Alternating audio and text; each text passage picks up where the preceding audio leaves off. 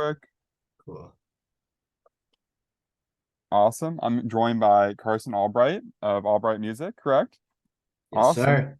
I just want to start out by learning a little bit more about your background, how you got into music, and how you got to where you are now. Yeah, totally. So my journey's been about like 3.5-ish years now. I started learning how to DJ when the pandemic hit, as like probably 60% of DJs now would tell you Yes. that's exactly when they started. Yeah, I got inspired initially by my cousin who was a DJ at the time. He was doing pretty much the same stuff as I am doing now, Mhm. DJing around Columbus, doing clubs and stuff like that. And he just, I don't even have this like magical story for how I started. He's just like, you should learn how to DJ. And I'm like, Yeah.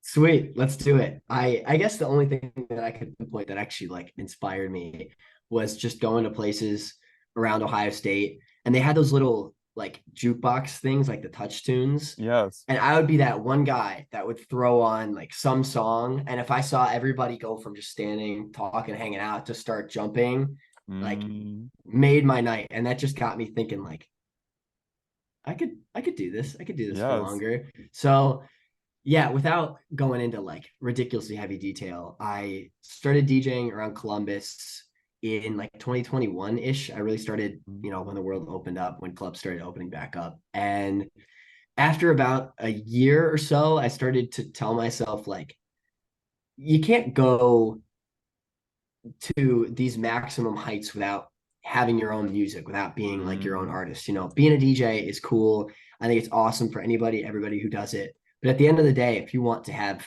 your ceiling as high as humanly possible, like I realized it's time to start bridging into being an artist. And that's kind of the phase that I'm in right now, is like hunkering down, making my own music, like working on actually developing myself as an artist, kind of like hitting that like silent spot, and then, going from there.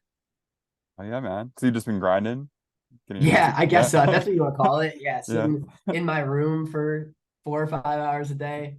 Like, if Yeah. that's what the grind is, that's what I'm on. We'll I think call as it a that. I think as a producer that definitely is. It takes so long to get your music to a professional level of quality. Like, Yeah, yeah, yes. totally. I'm dealing with that hard right now, with just kind of like Mm, that balance of what sounds professional and also what am I enjoying. Like they're both kind mm, of clashing right now. That kind of phase of figuring myself out. And I don't know if this is like a normal thing with artists. I haven't heard much of it from anybody else, but I'm kind of in that slow phase of what do I really want to be moving forward, and how do I kind of like hone in on this. I think it's the most mm, difficult period I've hit in my journey, period. Just sitting, like I don't have much to post, I don't have much to release, just kind of like understanding that I'm playing the long game right now, and mm. yeah, putting my chin down and hoping I come out with some good music. Yeah. I don't know how great what I have in the vault is right now. It might be great, it might not. That's also just kind of the what is it, the stick with like personal self-criticism. Hmm. Yeah. So yeah. Yeah, it can be scary, man, like putting all your time and effort into this one thing and seeing that it's going to take a lot longer until you get to a point that you're happy with. Talk a little bit more about Yeah. that. Like, how do you stay motivated? Yeah, man. I mean, I'm kind of like a victim to the comparison game. Like whether I Mm, want to admit it or not, I really am. And I see all these artists like that look like they blow up off their first song, or like their first mm, like 3 or 4 songs. This seems to happen all the time. Like these artists that jump in the game, and it's like this kid is 20 and he's young and exciting and he's got this unique style, but like what we don't see is the years of work that just got like put into that, like even that, just that very first song, like the mm. work in the like just like sitting in your room in silence, working hard. Like I think a lot of these people have gone through that for years to get to like this one little point where it looks like they blew up right off the bat when they've actually been putting in silent work. And I try to like strategize myself sort of like that as Mm, often as I can. Like, no, these good things aren't gonna come for me until like I put in a lot of work. I can't just, mm. you know what, I'm gonna sit down, I'm gonna make a song today and I'm gonna release it and it's gonna go viral. Even Yeah. if something I do sit down today and make is incredible. maybe it won't. So I need to stick with those, just these what's the word? Just like these ideologies that I need to sit. I am not above the work ethic that everybody else has put in. Mhm. I might not be some special shining star that's gonna press one key and make millions. So I also Mhm. have to be the one to sit down, work hard, you know, find a way to love what I'm doing. I think that's Mhm. been kind of the recent journey, like figuring out how to seriously love this. That it doesn't even feel like a grind at Mhm. that point. I'm mostly just, I guess, the more I talk about it, approaching this from like a rational standpoint. Like I do still have this fire in my heart where I'm like, man, I want to make this cool music that I could share with people, that I could really get out. But at the end of the day, what seriously keeps me going is just telling myself this discipline of you gotta work for it. It's cool. It's such a man, it's such a dream, such a cool thing to be able to be, you know, a musician for a living, like Yes. being an artist, which means that you have to work for it. Just in the nature of like how you earn really cool things, you Mhm. know? Yeah. And that almost makes it feel better too. The fact that you put on all this work and then you see it pan out long term and do it feels Yeah, good. I Yeah. yeah, I hope it will, man. That's the thing. I Yeah. sit and I think this all the time. I'm like, when I make it to one of these big stages, it's gonna be awesome. But that's so intangible right now. Mm. Like that kind of thought only carries me so far. And then there's a point where, you know, 30 minutes into sitting making something and I'm frustrated. I gotta like kind of approach it a little bit differently. I can't 24 hours a day be like dreaming.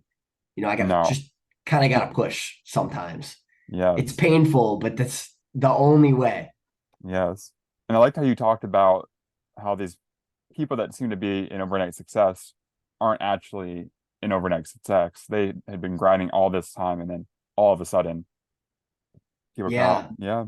Yeah, that's a Yeah. hard thing to deal with because like everyone will tell you, oh, everyone's got a different journey, everyone's story is different and things like that. But then you know, what you see as a consumer or like an aspiring artist or whatever, it all looks the same. Like they drop music and it was really cool, and maybe they had like a TikTok blow up.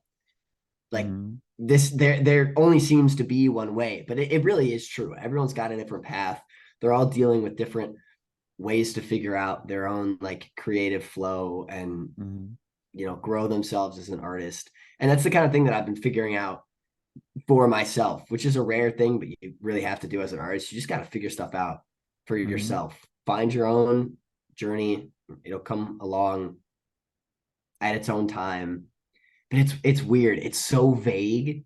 And Mm-hmm. that's something that's been so tough to figure out. I'm the type of guy that loves like concrete steps. Like you got to do this Yes. and then you have to do this.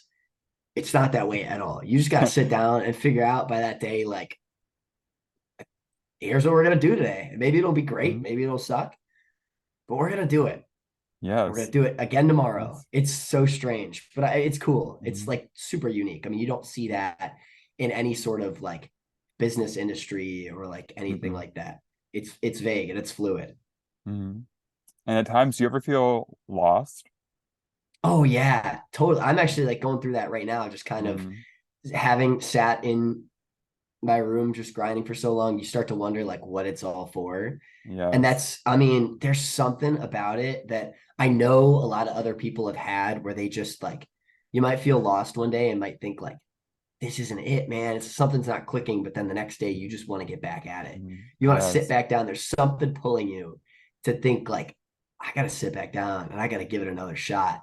And I think that's the kind of thing that you'll see in a lot of really successful people, or even just like a lot of people that Mm-hmm. are really happy with what they do. They have something that's just going to make them sit down the next day. You just got to show Mm-hmm. up every day, do something. But dealing with being lost, I totally got way off track there. I yeah, I get that a lot, and I have this mentality where I'm going to do what I want to do no matter Mm-hmm. what. Like no matter whether something is super trendy, like I know house is a big deal right now, and like heavy dubstep is also a pretty Mm-hmm. big trend right now.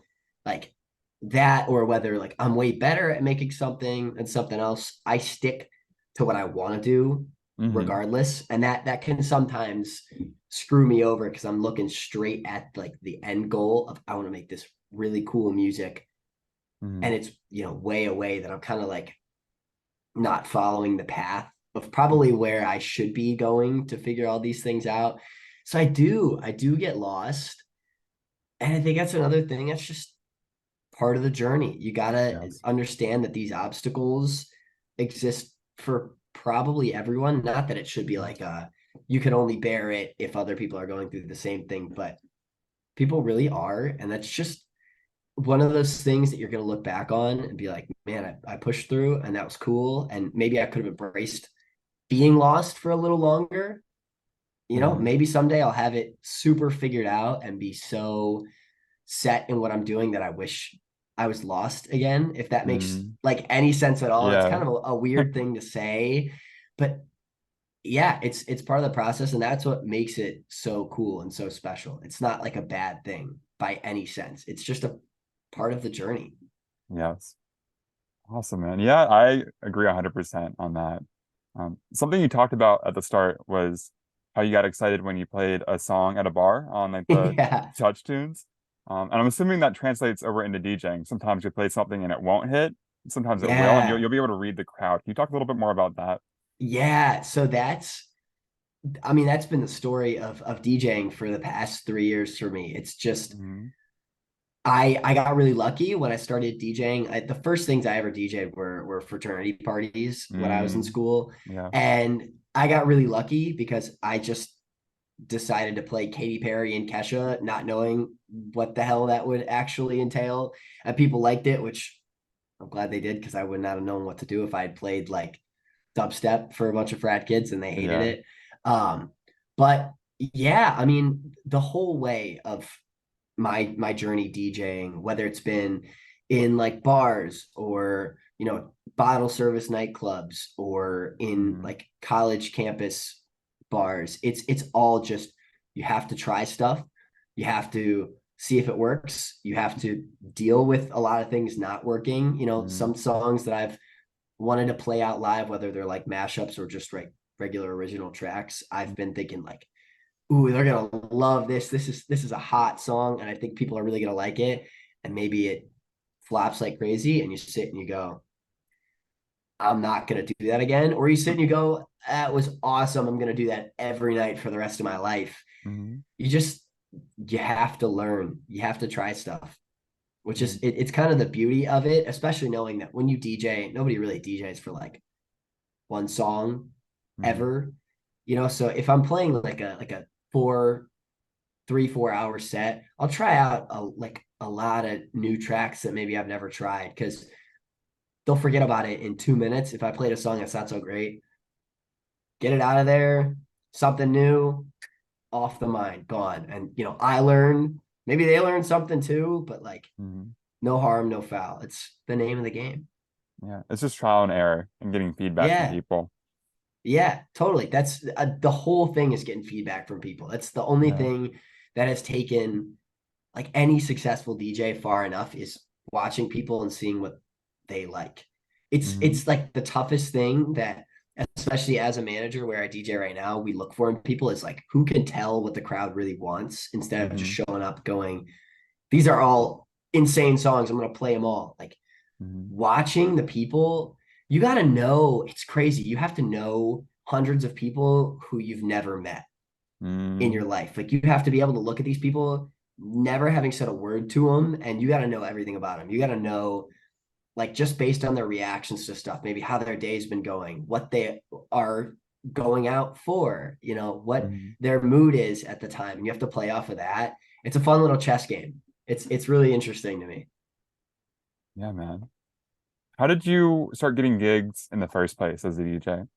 Yeah, so I got a weird sort of bit of a break. I had two things happen at the same time. I had been DJing like in my bedroom and for these like frat parties for about a year or so. Hmm. And I was given the email of someone who works with, I don't know if you've ever heard of Prime Social. They run Breakaway Festival. Yeah. It's mostly an Yeah. Ohio thing. So I was given a contact of someone who was booking people for their like silent disco Hmm. for Breakaway that fall.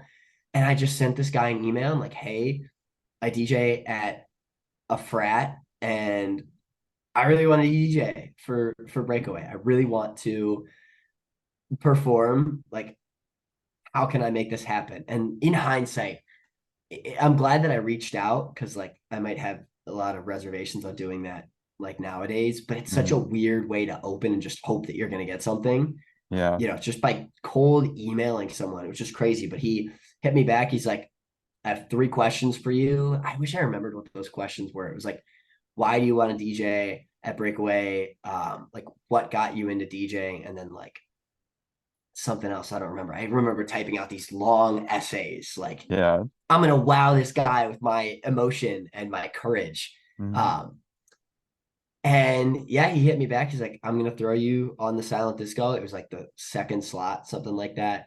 Um, and that, I mean, it was cool. Like I got my name, my old DJ name, DJ CJ. I got that on like a bill that I guess like some local people could see. But that mostly just like inspired me. Like Mhm. I can take this away from a frat basement, like frat basement fun and all, but like I could seriously go somewhere with this where maybe I have like a little bit more open format, like a little bit more range. I could do cool stuff like playing at a festival sound disco is cool. It's sweet. And so Mhm. I started really reaching out to people and I reached out to um, the promoter for this club in Columbus called Dahlia, which no longer exists. Mhm. May it rest. And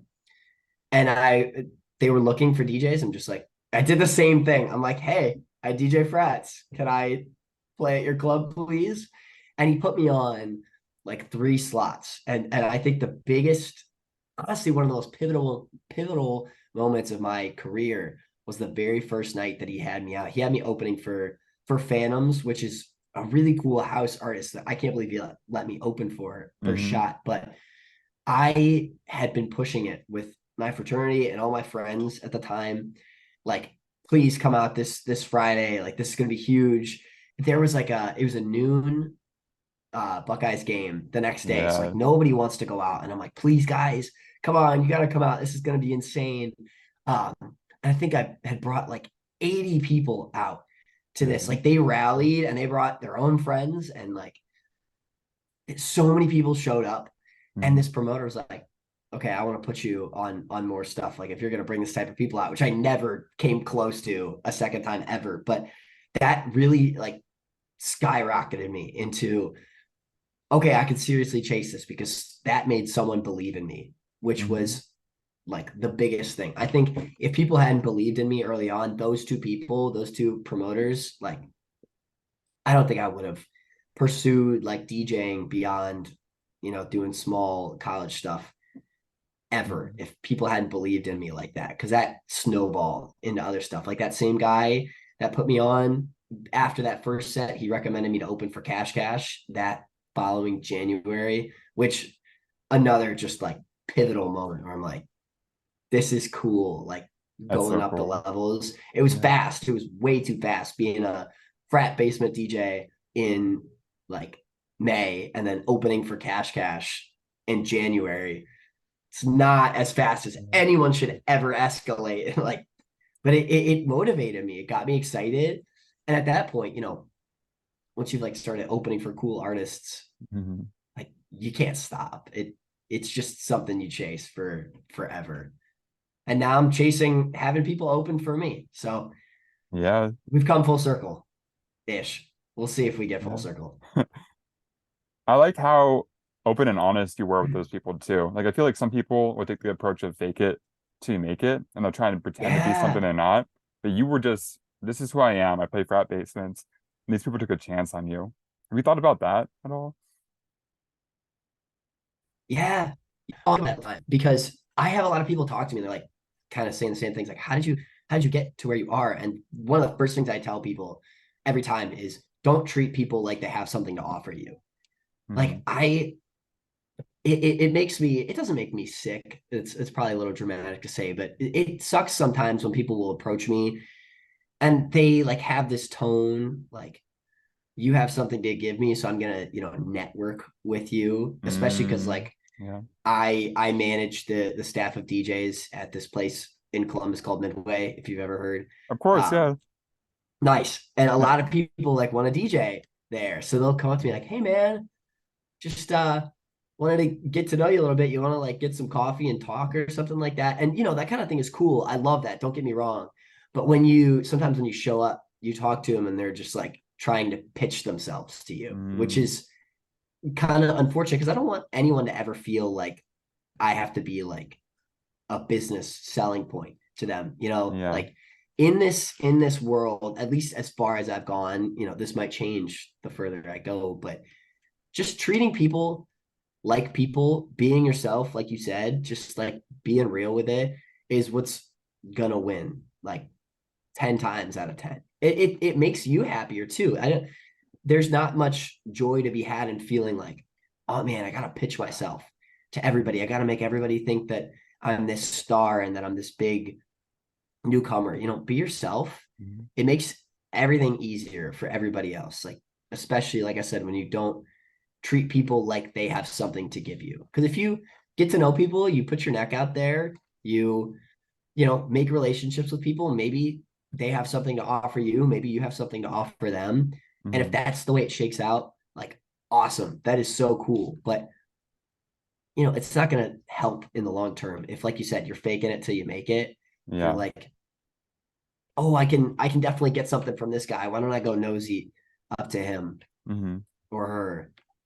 It's it just makes the community like a lot less tight. It makes it hard to really get to Mhm. know people.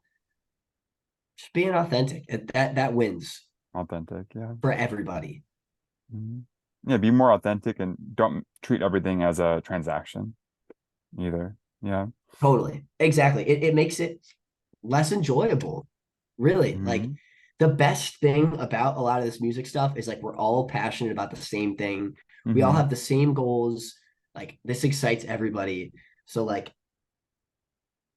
yeah, you're right. It doesn't have to be transactional. Like being more synergetic is cool. Mhm. Because again, there's been a lot of people that I've met around Columbus that like I never even expected would be so important to my growth or whatever. That I just wanted to make friends. And Yeah. then, you know, I find myself growing together with these people. And that's the one thing I can't recommend enough for anybody early on. I tell this to everybody. It's just like find some people that want to grow together. Like find your people, find Mhm. a little niche. I don't think I'd be half as far as I am now if I hadn't found just some friends that were maybe on a similar level, maybe they weren't. Mhm. And we just like wanted to be pals, boost each other, you know, grow together. It's that old quote that I'm sure you've heard, and I'm probably preaching to the choir here, but they say, what is it? If you want to go fast, go alone. If you want to go far, go together. I Mhm. love that Yeah. quote. Find some people, man, grow with them. It's so cool. It makes the experience more enjoyable. It makes it easier to grow. Everybody wins. Mhm. You probably feel more inspired, and you also have people that can teach you things and that you can teach too when you learn Yeah. something. Yeah, totally. And Mhm. you influence each other, you know, like maybe your styles can combine. You could learn some cool things from them. Like Mhm. you said, you could teach them some cool things. It's cool. It's again, it's another part of the journey. It's one of those like really cool parts of the journey that you just gotta embrace and not get so lost in this. I need to make the next step. I gotta network with the next highest person. You Mhm. know, enjoy your friends, celebrate each other's victories, boost each other. It's cool. It's Yeah. such a good element to Yeah. this industry. You know, we're all such a like it, I mean, we're all in like the grand scheme of like DJs and producers, you know, like we're all such a similar breed. We're passionate about the same stuff. Mhm. It wins to just have your people be cool to everybody. I think that goes without explaining. I'm probably over explaining just the principle of be nice, be a Yeah. good person, Yes. but it's the truth. Yeah. It wins in the long run at least. 100%. Yeah. Awesome, man. So you started out DJing, and then you also have a SoundCloud now where you post mostly mashups, but also your own music. Yeah. How did that Yeah. start? Like, how did you create a SoundCloud, and how did you do your first post on there too? So my first couple posts were like little 15 to 30-minute mixes because Hmm. along with probably a lot of like DJs who start out like as college DJs, were inspired by, I was inspired by two friends. I'm like, Yes. oh man, like I can just post mixes and this might do it for me, like that's so Mhm. cool. So I just, make some DJ mixes, whether they were for fun or to, share with the world. And then let's see, how did I start with mashups? I started on mashups in like the spring of 2022. I don't Mhm. really even know what got me into that. I think it was my friends just being like, all right, we got to move it on to the next step. Let's take it up a little bit. And I started posting stuff. I think the first mashup I posted was like a Said the Sky mashup, and it went for like 8,000 streams. For some Mhm. reason, I was gonna be happy if I got 20. Um, and I realized like, ooh, posting mashups is cool. It's easy to do. It's really easy to do, and it gets you excited about something because even though maybe you didn't like write the vocal or produce the instrumental, it's still like a new combination that you made in your own Mhm. way. It's like your own little art. It's like a little creation, and that inspired that like excitement of like I want to make more stuff, and that is Mhm. what gated me into like I'm gonna start making original music. Like we got like this is as high as we could take it right now. So my SoundCloud is a little bit dry right now because I've only got one remix out that I like. It definitely kind of rushed a little bit on. I have a lot of stuff like sitting in the vault, a lot of stuff that's like private, unreleased because I don't have like a massive amount of music, sitting like in my bag. And I'm kind of waiting, not waiting, but I'm working towards getting to this like solid like chunk of a catalog that I can Mhm. release consistently. Cause I realized what I was doing initially was I gotta get this remix done. I gotta get it out now. And then once the remix Mhm. is out, I'm like, oh man, I gotta go for another one. I gotta go for the next one like right away. I only have a certain amount of time. So Mhm. and that's not the right way to do it. It just leads you to chasing stuff and making music that maybe you're not so happy with because I'm on a timeline. I have to go super fast. So what I'm doing now, and a lot of the reason why my SoundCloud is so silent right now Mhm. is just because I've been working on stuff so I can hit that point, maybe whether it's in 6 months or in a year, where I can be like, all right, I can finally start releasing the stuff that I've been working on. I can release maybe every 2 months, something like that. And I could just Mhm. keep this going for a long time instead of dropping a song and then chasing that next track on some hot deadline that I make up myself. So yeah, the SoundCloud should be getting new music soon. I have a couple things that I could push the release button on right now, but I'm keeping it under wraps for just a Yeah, little bit longer until I've got some more consistent stuff to release. definitely. Hopefully original music. That's the main goal right now. Because that's Yeah. really where you can really go as an artist. Like SoundCloud remixes are awesome. I think they're so cool. I think a lot of people that make remixes, they're some of the most talented people in the industry make like SoundCloud remixes and put them out.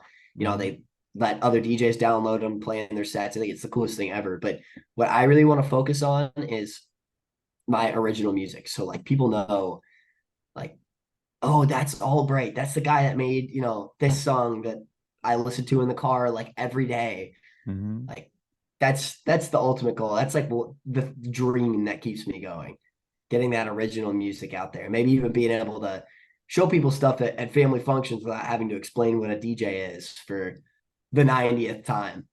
Yeah, I think it'll be a big stepping stone once I get there. definitely, man.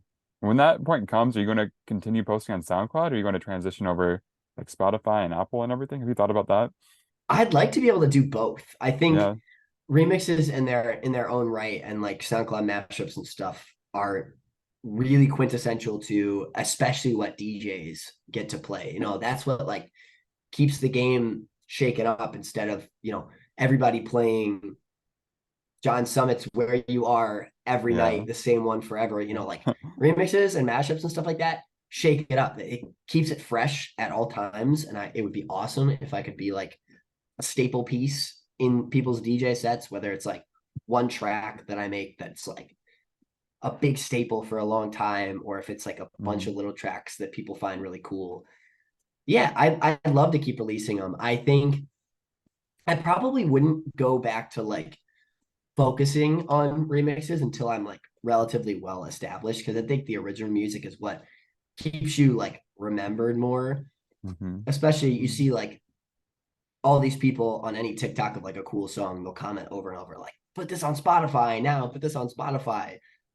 Like I'm doing stuff that you could actually release on Spotify, because that's where everybody Yes, goes. It sounds weird, and this is like a little too logistical, but a lot of people won't go to like SoundCloud or YouTube, like these places that are harder to find music. And I want to be able to share my stuff as much as I can. So if I get it on all these platforms, that's probably where I'll get to do the most of what I really want to do. definitely, man. Decrease the friction. Like, I agree. People are not going to go to SoundCloud. Some people are, but it Yeah. lowers the chance that you have of people hearing your music, if that's Yeah, all. exactly. Every extra click that you add to finding stuff Yeah, cuts a giant portion out of like the people that'll actually go listen to your stuff. Like even the people that are probably commenting, like, I need this release now, will just swipe onto the next TikTok. Like, forget if about it's it on forever. SoundCloud. Yeah, Yeah, right. Like they check Spotify. Not there. Whatever. what Next. up?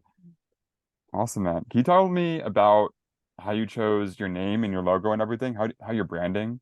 Yeah. So the name is Yeah, really, really been heartfelt to me. I just added L to my last name yeah, and put a little space there. I thought about this for a long time, especially like for the fact that I came out with just my last name spelled differently. yeah. I thought about it for a long, long, long time, because I was, like I said, I was DJ CJ for a while, Hmm. and I thought that was it. I'm like, it's clever, it's nice. I got this silly little logo that I still have the sticker for on my laptop keyboard right now that I guess I can't show, but I after a while just got kind of fed up of people calling me CJ DJ. Hmm. I'm like, you know what? Let's just rewrite it. Let's go around again. Yeah. And yeah, I think the name All Bright, like as much as it might seem like a lazy pick of, yeah, that's what your last name sounds like. Cool. I think it describes me and like fits what I'm going for as an artist like way too sharply. Like I'm going for this bright, exciting, colorful sound that excites people and drives people, and maybe some of the stuff that I do might make people feel sad or harness these like deeper emotions, but in a sense that's got its own brightness to it, because like anything Hmm. that people feel, to me, that's a strong emotion, is bright, and it's colorful and beautiful in its own way, and that's the kind of thing that like I'm going to strive for the rest of my life, whether it works or not. I don't think there's a way that I could stop just chasing this powerful outlet of emotion that like I know I feel with a lot of music, and I hope so hard that someone will feel to my music. And like I'm going to try and follow that like brightness sound to it for forever, because that's what it inspires me most, like exciting, bright, colorful stuff that really makes you feel like you're put into this world. Yes. So that's hopefully the picture that I can paint. Um, the logo itself is another one that I didn't think like terribly deeply on. I even asked some of my friends like, what would be like a good logo for the name Albright, and then one of them just drew this star and turned it into Hmm. the A and wrote like Albright next to it. I'm like, yes, and Sick. then I sent it off to my logo guy, and Hmm. yeah, he did that current logo, which I still love. I'm hoping that someday, like, do you know how Millennium has that little phoenix in the, Yeah. it's like the I and the L. Like I'm hoping Yeah. that the little star A can be that like little iconic little, um, I guess logo, like side logo, a little symbol. That's Yeah. the word. I'm hoping that could be like a little symbol, just like the star A, Yeah. Like on something a jersey or iconic. something. Yeah, Yeah. totally. Like Recognizable. I do have on the shirts. I made these like shirts a while back. The Hmm. pocket is that like star A with a bunch of flowers around it. That's That's the kind of tight. thing that I hope like really catches on and like really is part of the image someday. I love that Yes. logo. It works, I Yeah, think. man. I like it Thanks, personally. man. Yeah, Thanks. man. Awesome. I want to talk a little bit about your workflow. Like you said, every day you've just been grinding, trying to get music out. Yeah. What does that process look like for you? How do you make a song? it looks different every day, man. That's the Yeah. the hardest thing.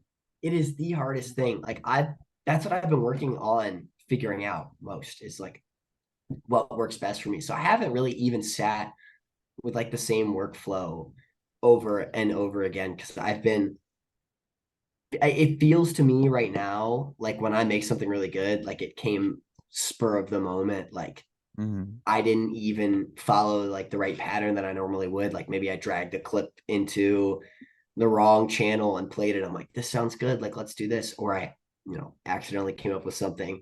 But I try to do right now.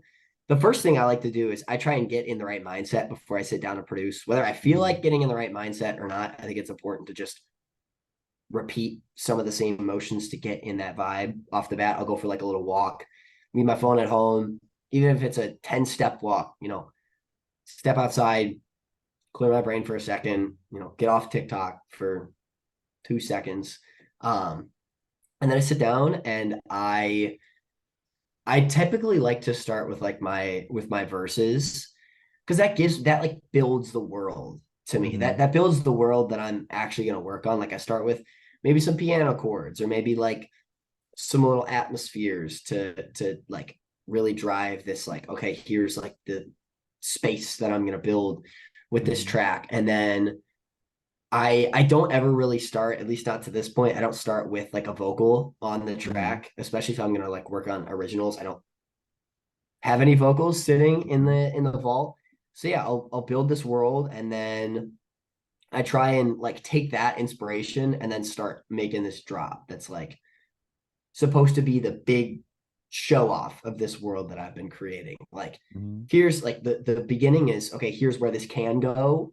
And then the drop, like I'll start working on the drop because that's here's where this will go and like it can't go any farther than this. And then I'll connect the pieces and that's one of the hardest parts, Yes. figuring out how to connect the pieces because sometimes I don't know if this would translate to anybody else listening to my stuff, but sometimes I make this verse and I make this drop and I'm like, these aren't even on the same planet. Like Yeah. these wouldn't go together at all. And maybe nobody else would hear that. Like, I don't think I've ever listened to a song and been like, this song doesn't like stick together. Like it just feels like every song makes sense in its own right. So maybe Hmm. I'm like overly hard on myself. That's where I'll get stuck a lot of the time if I'm just like, these aren't going to work together. I think my stubbornness kind of gets in the way. But once I connect those pieces, like it's fast money from there. It's like adding extra details, adding what like maybe I was like listening to it in the car and I'm like, ooh, like I could just hear this melody showing up somewhere, or like Hmm. this little ear candy or whatever, or ooh, we need drums right here. That's I think the most fun part of creating. Once you have the whole world created and then you can just Hmm. like decorate it however you want. It's house money from that point. Like you're not going to detract from the overall image. You can make it better, you might not, you know. And that's at least this far that's how my music has been made.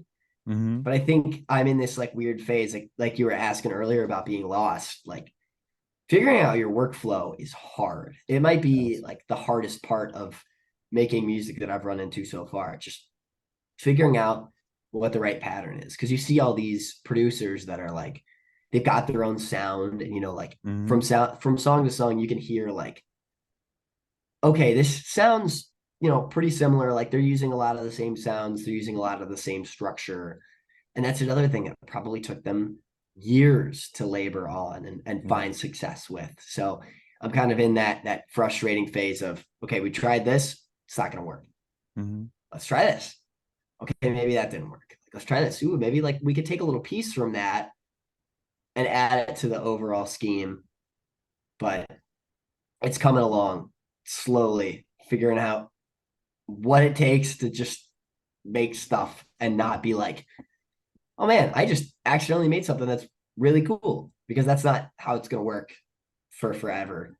Like Yeah. stumbling upon cool ideas. Obviously, that happens with everybody here and there. Like, you'll hear these random stories like this producer accidentally made their biggest hit, Hmm. but that comes with 40 songs that they sat down and seriously like like very strategically labored on to be able Hmm. to get to. Yes, definitely. And sometimes it'll feel like you're spending forever on tracks and you don't really like them. And then all of a sudden you make a track in like an hour and it's like your Yeah. favorite thing ever.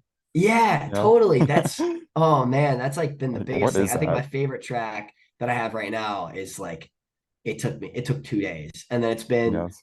2 months since then, and I've been chasing something that's like half as good as that. And that kind of thing throws me off. That's funny. Yeah, Hmm. you get that spot on. I'll do that. That's I think one of the most frustrating parts. I'll sit down for a full day, like 8 hours, just sitting at this computer, like, ooh, this could Hmm. be something. And then I play it back at the end of the day. Sounds like we're gonna try again tomorrow. Like, Yeah. womp womp. Yeah, man. And sometimes you have to learn to move on too. Do you ever get stuck on a track? Like you like I want to make this into something? Or are you pretty Yeah, good at moving on? total. No, I definitely get stuck. I get attached to like Hmm. the idea of what I where I really want something to go. And I Hmm. do have this like cool idea a lot of the time. Like most of the tracks I start, I'm like, I can envision something really cool. But having only produced for like a year or so, I Yeah. don't have a lot of these skills in my toolbox to be able to make like this cool stuff work.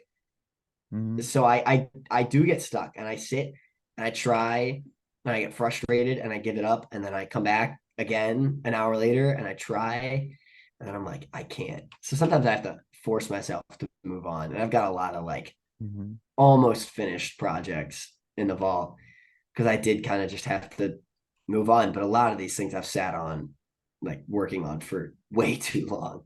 Yes. Yeah, you can't waste too much time. At some point you need to move on. Yeah, Yes. that's yeah. Sorry, go ahead. That's all I was saying. Oh, Yeah. yeah, no, I get it. It's another one of those huge struggles that they don't tell you about when you get into like when you really get into making music. Like, oh, just sit, work hard on the stuff you love and give it time and you know, care for the work that you make. Hmm. And then, they slap on that little tail end of also you can't spend too long on music. If it's not perfect, sometimes you just gotta get it out or move on from it. Definitely. It's Definitely, a man. hard lesson to learn. It is. And then you get so attached to tracks sometimes too, you know? Very, very. Yes. Do you have any like production tips or things that you keep going back to? Or even like plugins that you use often? Oh man, I guess I could give you the opposite of advice on that. Don't buy too much early on. Oh, Like yeah. learn the few core things that you have and then expand on it. I got Hmm. in this like awful phase early on where I got like one synth, I got Serum, which like everybody will tell you to get. Hmm. And after about like a week or a month, I'm like, I need more sounds. I Mm. need to funnel as much money as I have into more sounds and more options because I want this big like massive world of possibilities of stuff that I can do. And Yeah. then Black Friday rolled around and I showed up with all my money and bought all these plugins and all these like instruments and all this stuff. And I've been like unpacking it for like a year. And I Hmm. skip around a little too much. I'm like, okay, like I didn't like the one sound that I looked at in this plugin. Let's go look at other ones. And so I've like Hmm. become a jack of all trades, master of none. Like I've got everything you could ask for that's on the market, but I don't really have like any special bond with like any of it. Hmm. You So don't, as far oh, go you go ahead. ahead. You don't have any like go-tos? Like what do you have like do you use Serum specifically often or any other Yeah, yeah? I'm a big Serum guy. Omnisphere, which like I know a lot of like beat makers will tell you is huge because it's just got this huge catalog of sounds. Everyone will tell you they can make a full song off of just Omnisphere sounds. It's Hmm. incredible. A guy that I've been doing lessons with recently really got me onto Portal. Have you ever heard of Portal? No, what is that?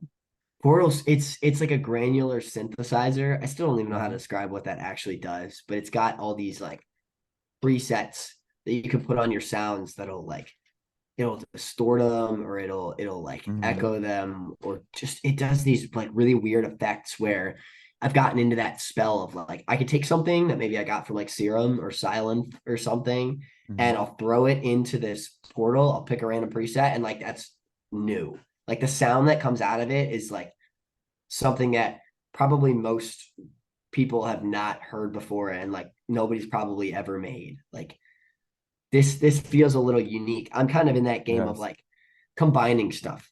You know, I think one of the big things that I've learned is the goal isn't as much in like refining these perfect sounds as much as it is like in the way you process them. The things, the effects and Mm. stuff that you can add to them can really like seriously turn your sounds from something that's like, okay, I've heard this, you know, a million times over and over again to something that's like unique and like, wow, Yes. like what is this sound? Like, how does this even exist? Where did this come from? That's kind of like the game that I'm in now. And I think it's a lesson I've learned. Maybe I'll learn in 3 months, like, I was pretty opposite about that. But that's Yeah, what I'm on for right now. definitely, man. Have you heard of the 80/20 principle before, Carson? Um, I don't think I have. Or It's is this that the is it 80% business? it's it can be applied to pretty much anything, but it's the Oh, idea okay. that 20% of the value or 20% of anything comes from 80% of the product, and then 80% of the value comes from 20%. So like for example, a company might have one product that makes up almost all the revenue, like one product meaning like 20% of the company makes up 80% of the Mm-hmm. revenue, and then they have all these other side projects that make Mm. up the other 20%. Um, in a track, does that resonate with you at all? Do you have anything that's like makes up 80% of your tracks, but it's like only 20% of it? Does that make sense what I'm saying? Totally. That's Yes. yeah, that's what people remember music for, man. It's the moments. Like Hmm. you might throw this one moment, whether it's one line or like one bar or the start of your drop or something cool that Hmm. people are going to remember most, and that like really sticks with people. And that's the kind of thing that you can't plan. You can't be Hmm. like this right here, I'm about to make the biggest part of this song, and then you like people, like if you think you could sit down and make the part that's going to be most memorable, you stumble upon it a lot. But like you said, that's what like shows out for like 80% of what the success is. Maybe this one big moment in a song, like what's a good example here? Like you hear in Ray Volpe's Laser Beam, you hear the boom, Hmm. laser, but like that one moment, people don't remember for the most part, like what's before the drop, what's after the drop. Some Hmm. people even tune out after like 2 bars of the drop, but he made that, like Ray Volpe made that moment that stops everyone, whether you hear it like dropped in at a festival or like you're seeing yet another video of it on TikTok, like Yeah. that moment. And I think that's like the goal, not maybe not the goal so much as it is like the fruit in a lot of music is like Hmm. coming out with these moments that, build together. They make your catalog, they make what people think of you and like what Hmm. they feel when they like think about you as an artist. Just making these moments. They're like I said, they're accidental. Some of the coolest things that I've made, whether they're single sounds or like little loops or little sections of a song, I Hmm. never really intended on. I'm like, maybe let's try and like switch things up here, but this is probably gonna suck. And make something I'm like, that's beautiful. Like that really could like make someone's day once it gets out there Yeah. one of these days. Yeah. And everyone knows that feeling they get when they hear something that's like, what is this? Yeah. Or like the shiver, you ever get Yeah. shivers down your spine? Yeah. Oh man, Yes. Yeah. absolutely. That's especially as of recently, like the more I've gotten into like making music and the more I understand what it takes to make some of this like incredible music that some of these people are Hmm. making. It's a game changer listening to music. And I hope that's something I can like a feeling I can emulate and give back to people someday. That would be like the coolest thing. I'd consider myself successful if I've made like given someone that feeling at some point. Definitely. Definitely, man. You are lucky enough to have a job, at least this related to your career, right? But it's still Yeah. a job and it still takes up a lot of your time. Yeah. How do you balance that? How do you still put in the time for music but also work a job? I I don't mean to talk down on what I do at all, but I use Yeah. it as motivation. Like Hmm. I'm incredibly grateful to have the opportunities that I have to make a living off of being a DJ. Like, Yes. that's what maybe like a 13-year-old would dream of. Mm-hmm. I'm grateful to be living it, but sometimes, like a lot of nights, if I'm playing the same like Katy Perry songs or Kesha songs over and over and over again, I like sit there and I think like, what if these people in front of me were there to see me do what makes me happy? Because right now I'm Mm-hmm. playing what makes the crowd happy, like regardless of whether I've heard it once or a trillion times, like I'm there for them. It'll be so cool someday when I can, like it motivates me to get to this point where I can get in a room and just be with this huge community of people that are passionate about the same things, and like we're on the same page Yeah. about things, like they want to hear my music, like I want to Mm-hmm. inspire them with like new things that might be tailored for them. It drives me. I think about that like a kid would think about all the time, about just being on stage in front of people that are like passionate about the same things that you're passionate about. Mm-hmm. And that just drives me to keep going after it. And like I do get little shreds of that day to day in what I do. Like if there's a busy weekend, maybe something like there's a football game or like something big's going Mm-hmm. on, and there's like a lot of people, and maybe I'll be trying out something new that like push their comfort zone or something like that, and it succeeds. Like I chase that feeling. I really chase that Mm-hmm. feeling, and I'm hoping that someday it can like truly be fulfilled. I'm sure my goals are going to change the more I get, you know, through this, and the more things that I might add to my checklist. The goal will probably change, but I'm still chasing that, just this one feeling that I Feeling. want down the line, like that shivers that you said, but like Mm-hmm. on as big of a scale as you can imagine, be able to give that to people, show like what inspired me, and hopefully give that inspiration back to the people. Yes, man. And I can't even imagine what that would feel like either. I can't Yeah. either. Where I Yeah. hope I hope we'll see it. I hope I can tell you about it one of these days. Yeah. In the future, definitely, man. I'm excited. Awesome. Speaking of the future, what do you see in your future? Like, what are your goals? What do you want Albright to become? And what are you working towards? I've kind of like recently revised what I'm going for. I think I spent all this time chasing this like, I have to be successful. I have to be the next big thing. I have to go viral and blow up or whatever. Mm-hmm. So just what I've been chasing recently is doing what makes me feel like me, and the right time will come along to be able to share this kind of music with the world, and hope that it inspires somebody, and hope that the things that make me feel like me might make someone else really feel like themselves.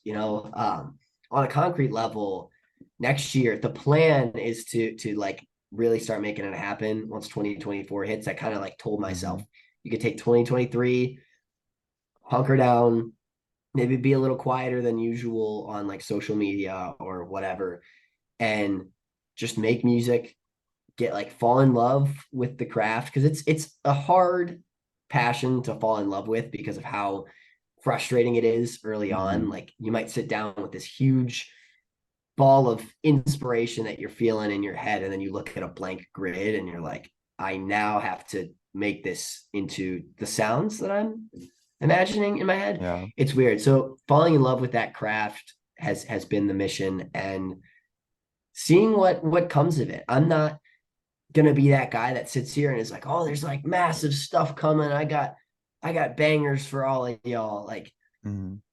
I'm not gonna do that. Like, I'm hoping that the right creative channels continue to open up, and I'm hoping that like early 2024 is when I can start seriously sharing that, because I have a couple tracks that I'm like really proud of, that once I get those polished off, some of them need vocals on them that Mm-hmm. I'm still working on. I might want to be able to do vocals myself. That's the ultimate goal. Like if I could really be my Yes. own vocalist. Um, yeah, early 2024. I'm hoping is the day that like All Bright really breaks ground, because it's hard to preach myself too much as like an artist when there's not much to stand on. Not Mm-hmm. much to show as like, here's what I've done. Like here's the art that I've put out because there's so few of it. Um, so like really transforming into that next level of like, okay, I'm an artist now.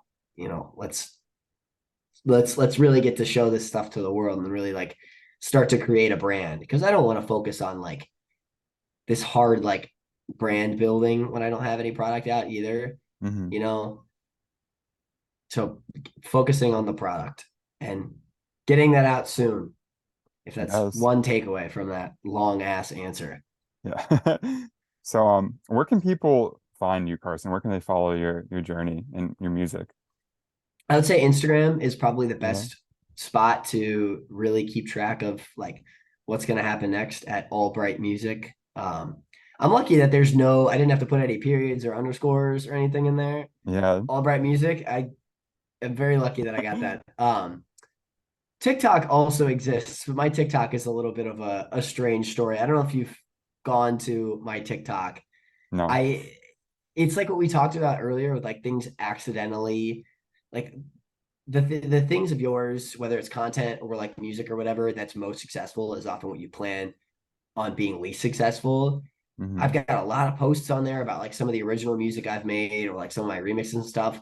And those are buried beneath like crappy like college bar videos that have gone for like a ridiculous amount of views. Like I had one video that I posted in November. Um, Hmm. it was just me playing like Dancing Queen in this bar at 2 in the morning. And Hmm. that went for I remember posting it, and my friend who I was with, he's like, "You're not actually gonna post that, are you?" I'm like, I don't know, why not? And it's got 4 million views or something like that. It What? haunts me. I open TikTok. Every time I open TikTok, I see like a little one next to that inbox thing. I'm like, ooh, like maybe someone like the TikTok of mine that's got my music on it, or like a friend sent me a TikTok and it's just like someone liked that video again. It's been a year and it's just haunting me. I've had people come up to me at that same place where I recorded the video. They're like, "You're the guy in the TikTok." Like, I can't believe you remembered that. That's crazy. That might be my legacy now. So TikTok is Yeah. cool. DJ Albright. You'll see a lot of cringy college stuff on there, but that's part of what built the account and what built me. Oh yeah, man. And then what's your SoundCloud? Is it just all bright music? Um, it's all bright. There's like a SoundCloud link kind of thing. Let me see what Yeah. I can put the link the down below actual kind. too. Sweet. That would be awesome. Awesome. Especially because I really don't know where I'm supposed to find this. Yeah, I think it's actually just like soundcloud.com/all_bright or something like that. But if you look up all bright on SoundCloud, obviously my search is probably going to be biased, but I think that's like one of the first things to pop up. Yeah. Perfect, Yeah, it, man. it might be. So that's a good place to Awesome. find it. And then hopefully Albright on Spotify soon. I need to work on making that Yeah. page. It's a good reminder that I need to start working on gearing that up. Yeah, Been a little man. bit lazy. Exciting. Exciting stuff. Well, thanks for coming on, Carson. I really appreciate it. Yeah, I'm excited. I think a lot of what we talked about is very helpful for me. I'm sure people listening, and also relatable too. Everyone sweet. that produces has had That's the same experience. Yeah, that's cool, man. I appreciate you giving me like a chance to just talk about this stuff. If you can't tell, I could just sit and ramble on about random, like unrelated things all day. So thanks for giving me Yeah. the chance to throw that out there. And like, thanks for talking with me, man. Like, these were some sweet questions. Like, I could tell you get it, which is cool. I like Yes. talking to Yeah. people who like actually really get it. Who That's get it. sweet. Yeah.